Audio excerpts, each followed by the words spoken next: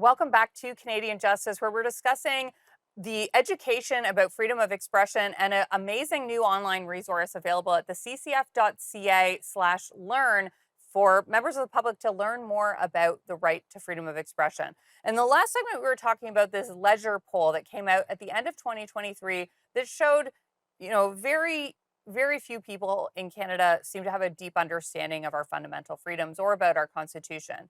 And Russ, one of the things that poll at the end of last year did was ask Canadians to rank the importance of different rights.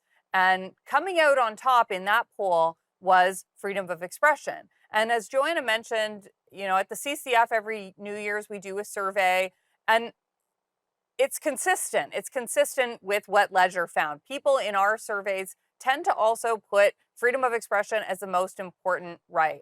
What can you tell me about the results of these polls that we do and about our supporters' views on this right? Yeah, so as you said, Christine, it's always ranked as the top thing on the top issue that our followers and supporters care about. And even with our most recent poll, which only went out yesterday, I was looking at the results this morning, and even with the few hundred people that have responded so far to that, once again, it's over half of the respondents rank it as the top concern for them. So it seems consistent year after year. So this is an amazing resource for people who really care about this issue. So congratulations to all of you for putting together such a valuable thing for the public. Now, Joanna, this was a mini course on freedom of expression, which is obviously just one of the many rights protected by the Charter. Why do you think it's so important to focus on this particular right? And look, I know this is what Canadians are ranking as the top most valued right in the Leisure survey and in our survey. Why do you think that is?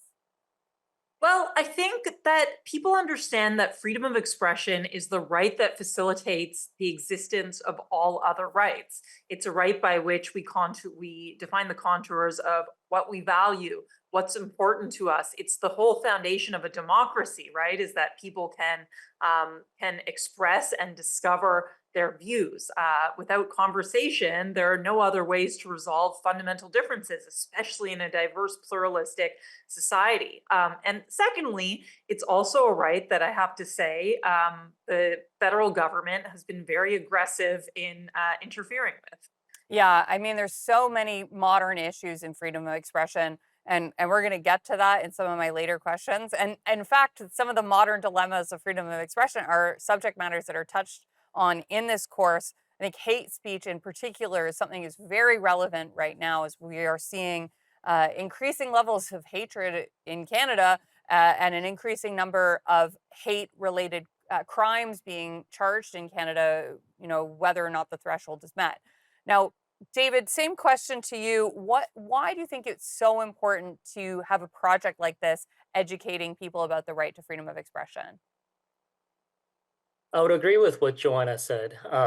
It's a foundational right. It's important for our democracy to debate ideas and to search for truth. And this is one of the topics that is, as you said, Christine, um, touched upon in the course.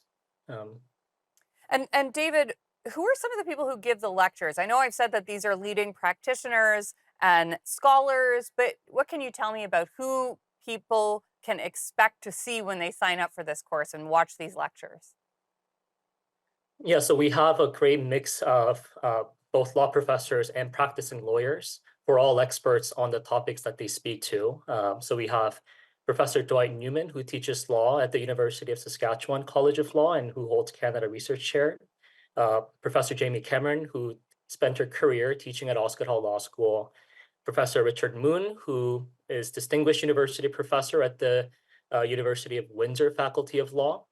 But we also have Adam Goldenberg and Justin Safiani, who are partners at McCarthy Tetro and Stockwoods, respectively, and they've really enriched the course for us, and we're really grateful. Now, Russ, this course just came out. What has the interest level been? What's the response and uptake been like so far? So with our first course that was kind of a broader um, introduction to the charter, we had thousands of people sign up. And this course has just been made public this week. We've already had a few hundred people sign up for it, and we're hoping to see hopefully as many as the first time around with the first course.